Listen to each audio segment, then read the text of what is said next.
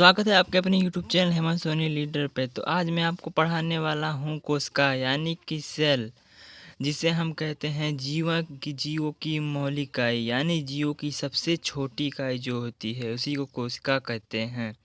तो पहले हम देख लेते हैं कोशिका का खोज किसने किया था। जीवन की मौलिक इकाई कोशिका। प्रत्येक जीव चाहे वह छोटा या बड़ा से बड़ा हो, उसका शरीर कोशिका नामक इकाइयों से बना होता है। इसीलिए कोशिका को जीवन की मौलिक इकाई कहते हैं। अब हमें देख लेते हैं कोशिका की खोज। कोशिका की खोज रॉबर्ट हुक नामक वैज्ञानिक सन 1665 ईस्वी में जब अपनी प्रयोगशाला में स्वयं द्वारा बनाए गए सूक्ष्मदर्शी की सहायता से एक रासायनिक पदार्थ को कार्क की बनी हुई एक पतली फिल्म यानी प्लेट पर रखकर निरीक्षण कर रहे थे। इसी दौरान उन्होंने माइक्रोस्कोप से कार्क की संरचना को देखा। कार्क की संरचना में उन्हें माइक्रोस्कोप में मधुमक्खी की छत्ते की तरह दिखाई दी, जिसके जिसके एक कोष्ठक को उन्होंने सेल यानी कोशिका नाम प्रदान किया। ये तो हो गया कोशिका की खोज। अब हम आगे देख लेते हैं। हम देख लेते हैं कोशिका सिद्धांत यानी सेल थ्योरी। कोशिका से संबंधित समस्त मूलभूत जानकारियों को कोशिका सिद्धांत कहा जाता है। कोशिका सिद्धांत का प्रतिपादन 1839 ईस्वी में थियोडोर और मैथिली स्लाइडेन ने किया था।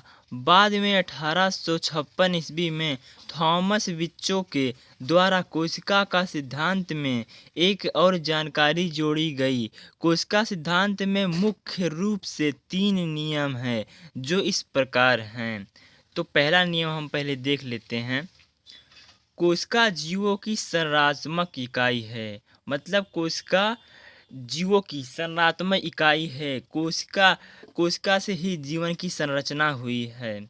तो यहाँ पर देख लीजिए 1838 ईस्वी में मैथिली स्लाइडेन ने यह बताया कि प्रत्येक जीव का शरीर कोशिकाओं तथा कोशिकीय उत्पादों से बना होता है, अर्थात कोशिका जीवों की संरचनात्मक इकाई होती है।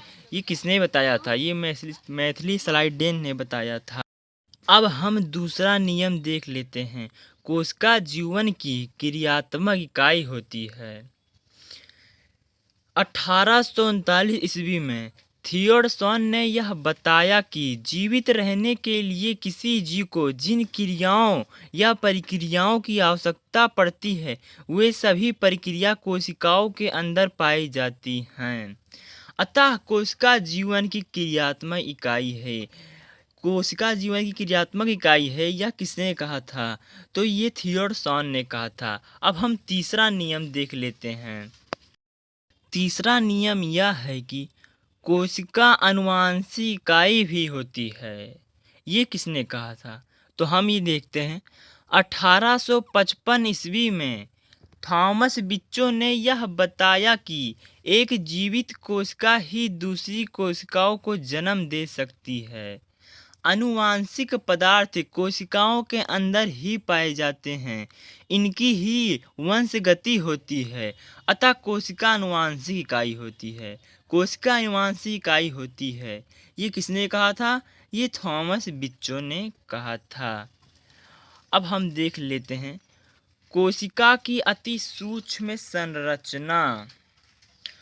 इलेक्ट्रॉन माइक्रोस्कोप के द्वारा कोशिका की संरचना का विस्तृत अध्ययन करने पर हमें कोशिकाओं के अंदर निम्नलिखित संरचनाएं पाई जाती हैं, दिखाई पड़ती हैं। कोशिका भित्ति, सेल वॉल।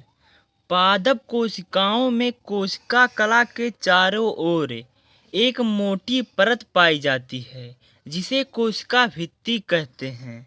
यह पादप कोशिकाओं की एक निश्चित आकार प्रदान करता है और सुरक्षात्मक आवरण की तरफ कार्य करता है। पादप कोशिकाओं में यह कोशिका भित्ति सेलुलोज नामक कार्बोहाइड्रेट से बनी होती है। अपवाद स्वरूप कुछ जंतु कोशिकाओं में भी कोशिका भित्ति पाई जाती है, परंतु इनमें ये काइटिन या काइटिकिन नामक पदार्थ से बनी होती है। तो दोस्तों, बाकी के कोशिका आगे हम आपको पार्ट 2 में बताएंगे। और वीडियो को अगर अच्छा लगा हुआ तो लाइक ज़रूर कर लें, और बाकी कोशिकाएं चाहते हैं तो चैनल को जो सब्सक्राइब कर लें और बेल आइकन दबाएं, जिससे पहले वीडियो आपके पास पहुंचे। तब तक के लिए जय हिंद।